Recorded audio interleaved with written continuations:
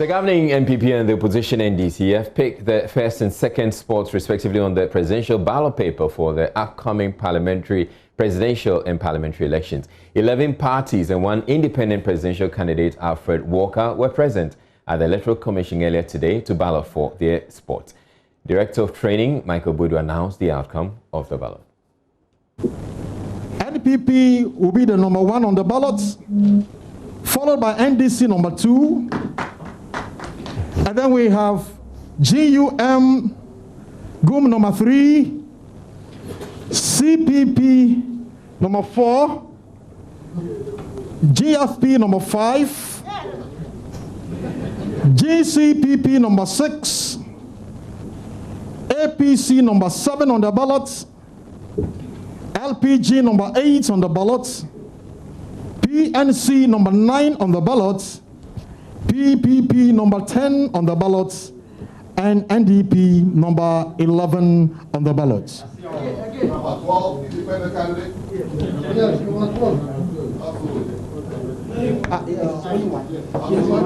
Okay, so the only independent candidate takes number 12.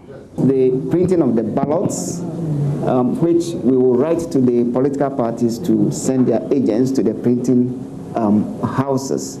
So there will be a letter to that effect very soon. The positions on the ballot that the reps have actually picked will be applied to the parliamentary positions at the various constituencies. So if you had two, it means that at the parliamentary level you will be the second on the ballot, unless maybe there is a withdrawal or a shift because of 1 or 2 reasons. Now, Deputy General Secretary of the NDC, Peter Otukuno, had earlier raised some concerns about the process.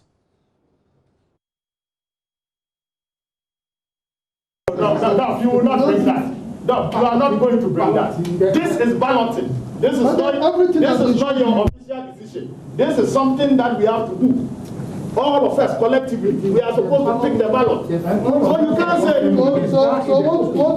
allow me to express my concern. Otherwise, I mean, then what do you invite them for here? Okay with it. So my concern is that simple. My concern is that we are coming to do ballot. The essence of balloting is transparency and remove every element of bias. What we are saying is that there are 12 political parties. 11 political parties, 1 independent candidate. They are not going to the ballot. But to remove the element of bias, it is just fair that we see how the ballot is prepared in front of us. It's just 1 to 11.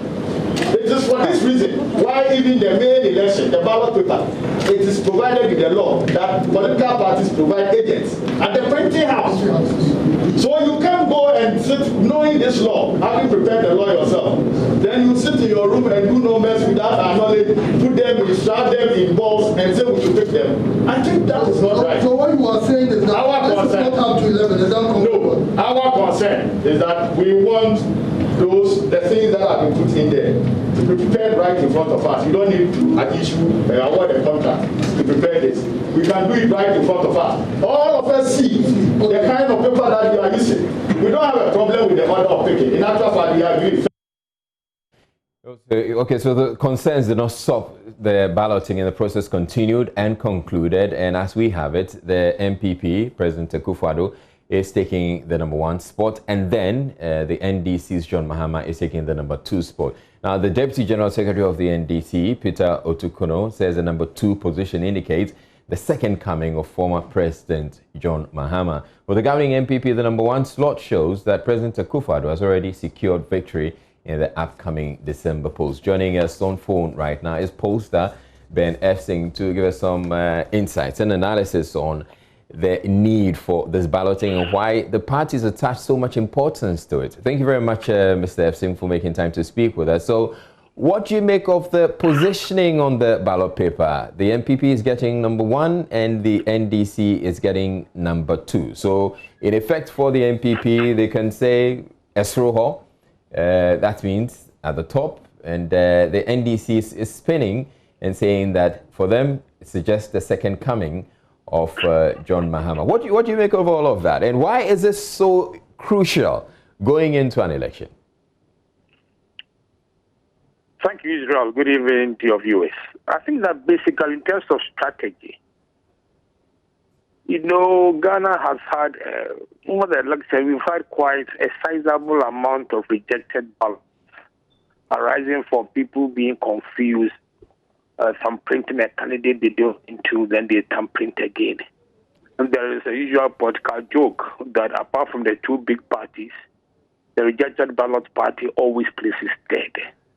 It tells you the number of votes that go to waste. And if you think that in 2008, in the runoff, a president was chosen by 40,000, it gives you an idea.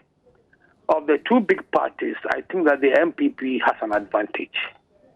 There's nothing above Esroho. Makes it easier, there's no confusion. The NDC, the two parties might have their own interpretation, but being second, the NDC is lucky that Nana Akufo-Addo did not come third.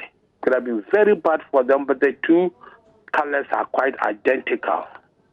So that is where their luck is. But of the two parties, in terms of strategy, I think that the NPP has a better campaign strategy in terms of Esroho and no likelihood of rejected ballot because of confusion.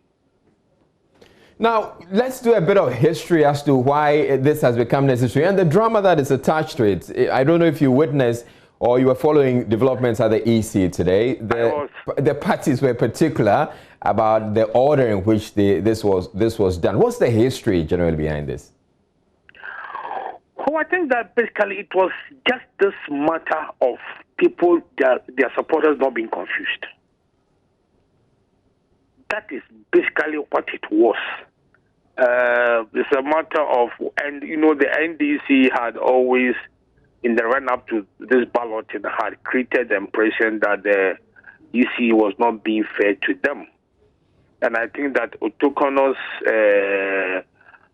disagreement with the EC in terms of that, once that thing was in the open, it is not like even during the FIFA World Cup that you will see that some of the balls were hot, so you could take a cold ball and so on. So basically, it added drama to it. Because whatever you are going to get, you are going to get it. The issue over the years, Israel, has been the rejected ballots, which makes the placing very important for them. As it was, we all saw it was live. And there was no way anybody could have indicated that maybe there's one hot ball, one cold, so don't take it. No. It's all for the drama.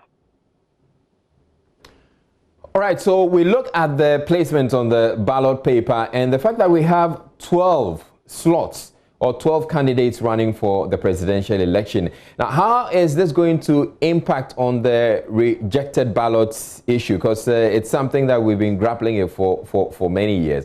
Is it going to get better? Are we going to have less spoiled ballots now than before because of the fact that we have the NPP and the NDC taking the number 1 and number 2 slots? Israel, I think that unfortunately the trend analysis of the election since 2000 indicates that it was some other year. We could say that these 10 people, if they get a total of even 5%, Israel will be heading for a runoff.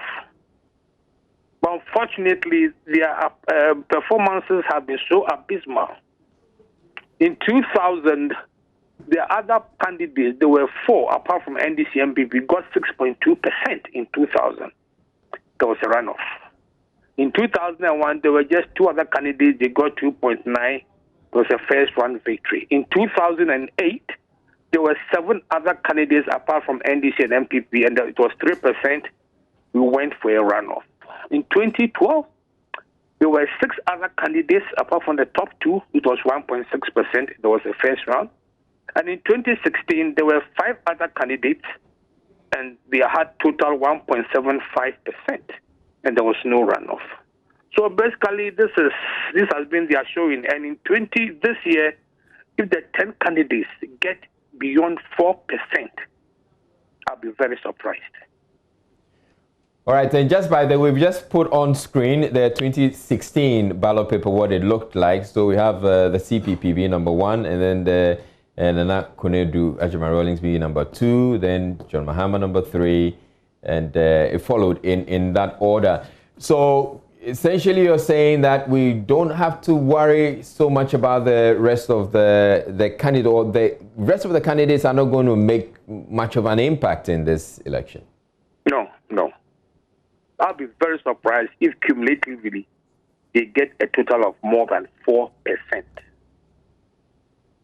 All right. Thank you very much, Pollster Ben Epsing, for your insights. And I'm sure we're going to be speaking with you a lot more often because it's getting into the elections. You're watching Journeys.